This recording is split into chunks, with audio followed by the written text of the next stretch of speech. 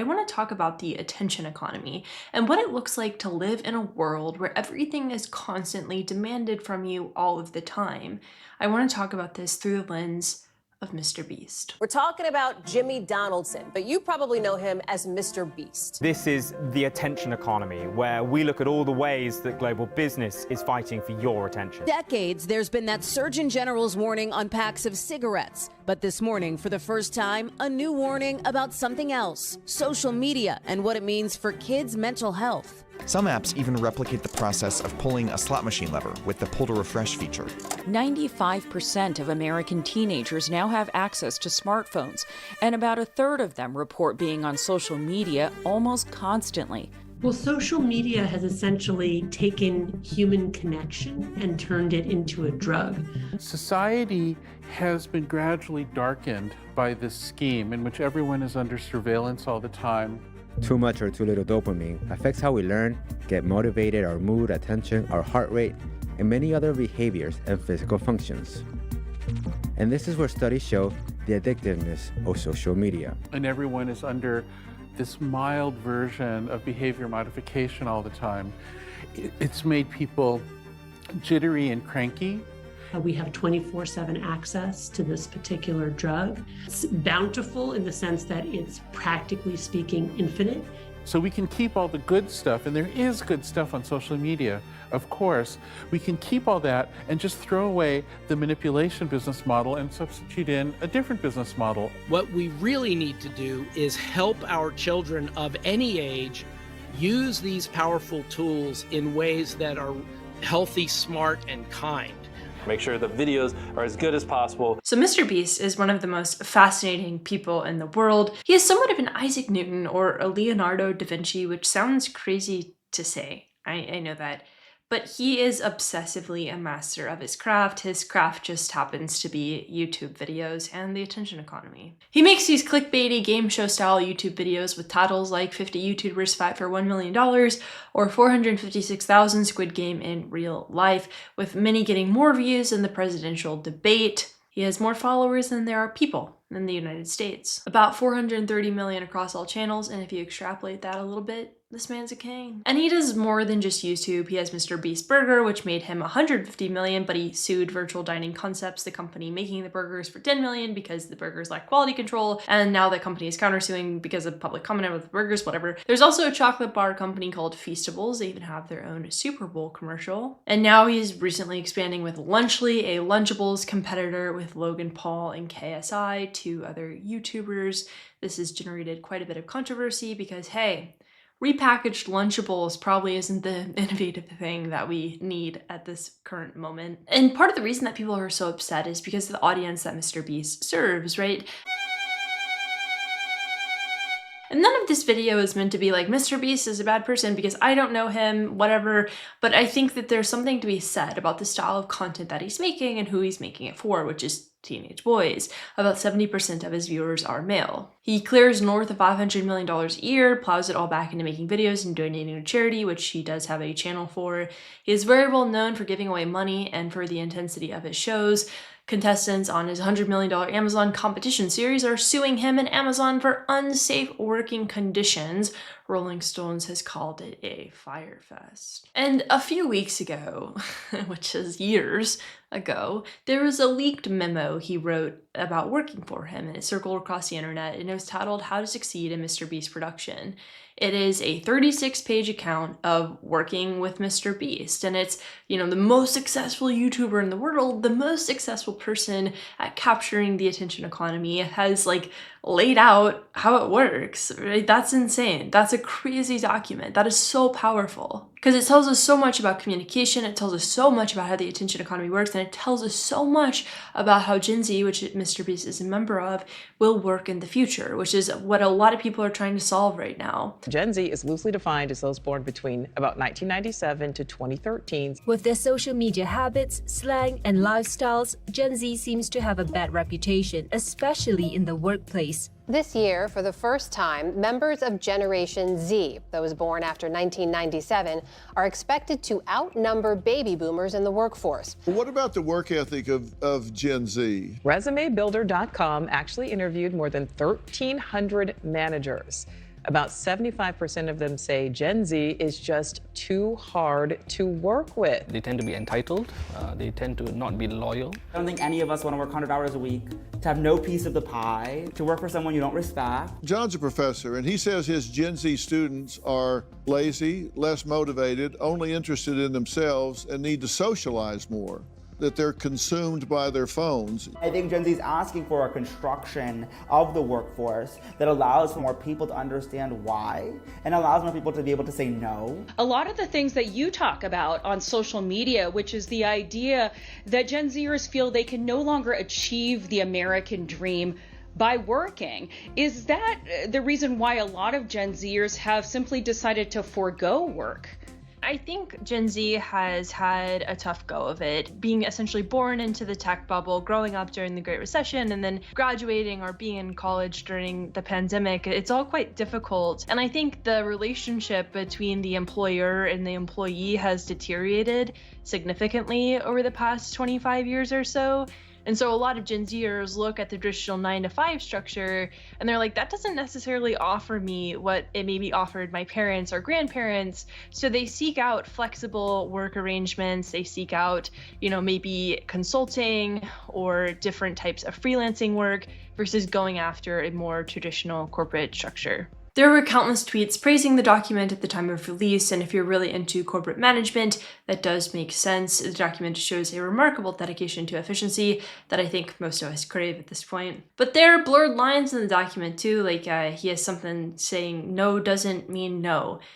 No usually means no, and that should be something that everyone takes extraordinarily seriously, no matter what. But, he's a risk taker, and he understands bottlenecks, and he prioritizes communication. So the main takeaway of the document is pay attention to numbers, do things that excite the base, do a lot but do it well, and be really focused and consume content, talk to each other a lot. All these things make sense, but I want to talk about two things: the good and the bad of the Mr. Beast memo, and what this says about Gen Z work style. The good. Mr. Beast is a fantastic operator. You don't get to be in the biggest YouTuber in the world without being really efficient. And he does not seem to like bureaucracy. There is a lot to learn there. We're already seeing some moves to de-bureaucratize companies, like Amazon actually has a bureaucracy inbox because people are so sick of that bureaucratic overhead, right? You got to go through an email to have a meeting, to have an email about a meeting, to have a meeting about an email. And it's like, okay, whoa. What if we were just a little more efficient across the board here? And it would be phenomenal if the government, for example, was just a quarter of as efficient as Mr. Beast appears to be. Because so many good ideas do get lost in red tape. So kudos to him. Don't hate the player, hate the game, whatever. But there's bad.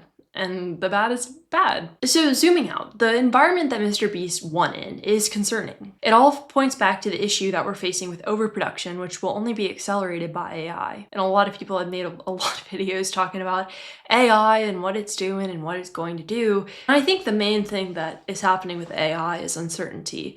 Nobody knows not even the creators of AI know what's going to happen with it. Almost everybody I know who's an expert on AI believes that they will exceed human intelligence. It's just a question of when. In between 5 and 20 years from now, there's a probability of about a half that will have to confront the problem of them trying to take over. Just like nobody really knew what would happen with the internet. There was predictions, some people were right in their predictions, but nobody actually knows. And so I think that's what we're experiencing right now, is this collective uncertainty that's compounded by the uncertainty of an election, that's compounded by the uncertainty of the attention economy. Ad models are going to have to change, which is the main way that a lot of creators make money. It's the main way that a lot of companies make money. The foundation of our economy is going to have to change as we embrace AI. That's no surprise to anybody. But it's all more and more and more and more. And as a consumer, as a person, there's a limit to the more and more and more. There are real world implications to it too. Just as our attention spans are not infinite, neither are physical resources. The water and the energy it takes to push AI forward is monumental. That's why Amazon is investing in nuclear plants. Amazon Web Services is investing more than $500 million in nuclear energy across 3 different projects here in Virginia, home to nearly half of all the data centers in the U.S. That's why Microsoft is teaming up with Constellation. It comes because tech companies are in a little bit of a bind because of AI's energy demands. They've made these commitments to transition to zero emissions, and now they all need more power than anyone imagined to compete in the AI race. And no one is going to stop with AI, not when there's so much money to be made. Like, you really could launch a little AI wrapper and get a bunch of VC money, and there you go, right? There feels like there's another sort of NFT crypto vibe around AI. Can you tell us about what you're feeling there, Bilal, as to whether you're getting that exuberance? Are we at the dawn of a new internet stage? I think there's something called the Gartner's hype cycle. So every new technology comes with its own hype, and you just have to sort of live through it and know that there will be ups and downs along the way. But there's so much money to be fabricated from this non-reality. There are rumors that BlackRock and Microsoft will launch a $30 billion AI fund. The race to fund artificial intelligence continues to heat up. BlackRock and Microsoft now announcing they are teaming up for a massive new AI infrastructure fund. If it reaches its capital goal, it would be the biggest alternative investment fund ever raised by BlackRock. AI is hot, and it's making the planet hot too. So we all know that, and we all know what I'm about to say also.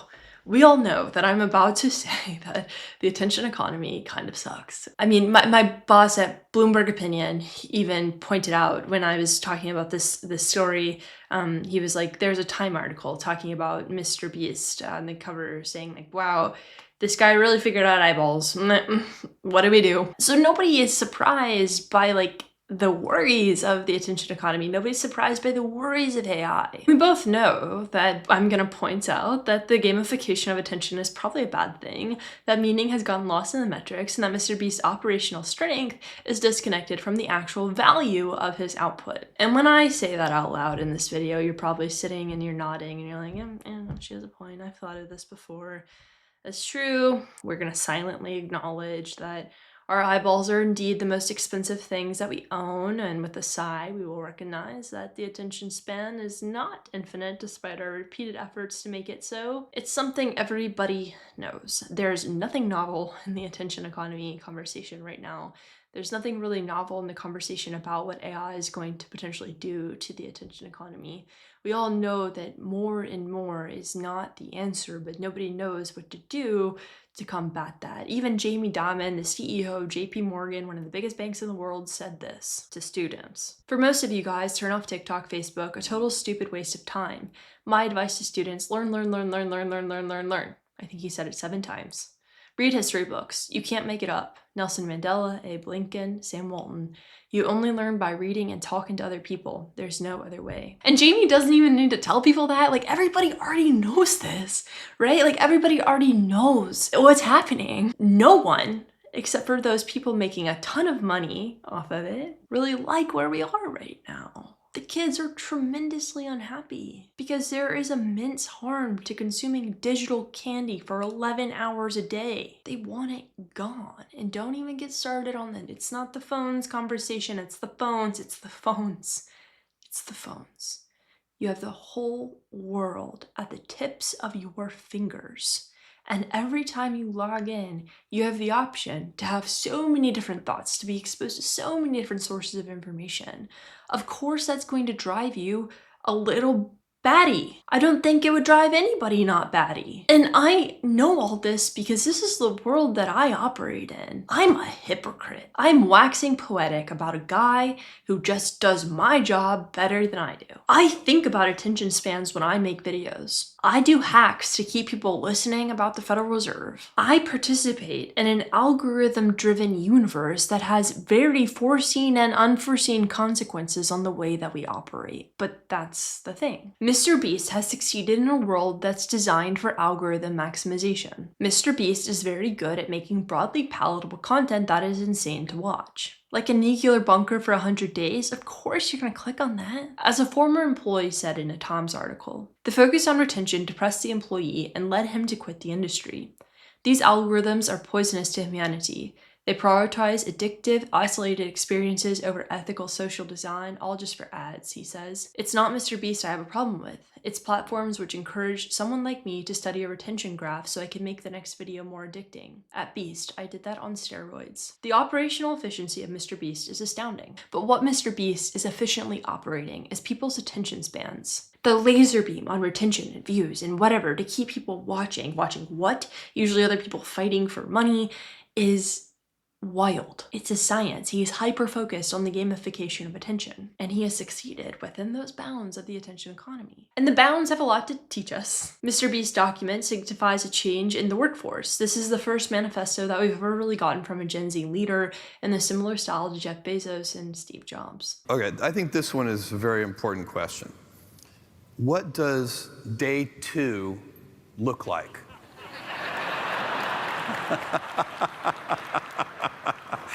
What does day 2 look like?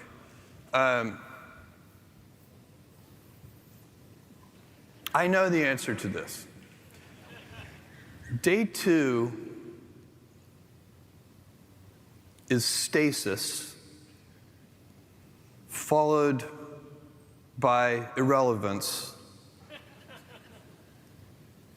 followed by excruciating, painful decline, followed by death. And that is why it is always day 1.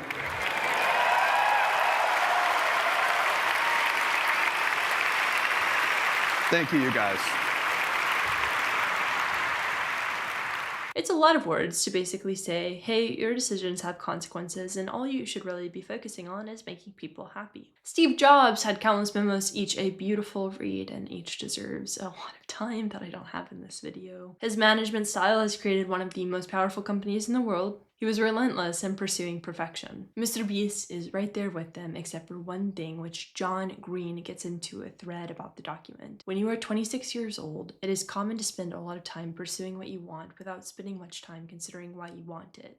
Seeking money / fame / power / whatever without knowing why you're seeking it turns out to be a dangerous business. Even if you're lucky enough to make it to the top of the mountain, you'll find that it's a lonely place without much oxygen. It's hard when you're young to think about both what you want and why you want it, and to really interrogate the why. But it's also important. The longer you go without doing that, the harder life gets no matter your success. There isn't really a clear goal outlined in this memo besides making really good YouTube videos. Your goal here is to make the best YouTube videos possible. That's the #1 goal of this production company. It's not to make the best produced videos, not to make it the funniest videos, not to make the best looking videos, not the highest quality videos, it's to make the best YouTube videos possible. Gen Z has grown up in a world dominated by algorithms, and that leads people to prioritize what does well over creative expression, sometimes. There is a pressure to conform to norms, to be entrepreneurial and establish systems, to respond to the rapidly changing digital landscape, and there's a constant dance between authenticity and performance, and sometimes you lose yourself. So many people are creating outside of the bounds, but what the Mr. Beast memo highlights is how trapped we all are inside of them. But the Mr. Beast memo has some bright spots too, because he does highlight that work quality is more important than work quantity. There's somewhat of a hazing ritual in finance, which makes no sense because nobody needs to be working that much on whatever. Boomers / Gen X have a big focus on putting in the hours. Whereas Gen Z, as Mr. Beast wrote, will be much more the amount of hours you work is irrelevant. You will be judged on results, not hours. There's a prioritization on communication and paying people well. And that is also a focus for younger generations too. Right now, it's very difficult to get a job if you've recently graduated college. Economic uncertainty is the driving force in a lot of the decisions that young people make right now. It's not like how it was in maybe the 80s and the 90s where you could move to a new city and figure it out. Rent prices are just too high. And that's something I've talked about quite a bit on this channel.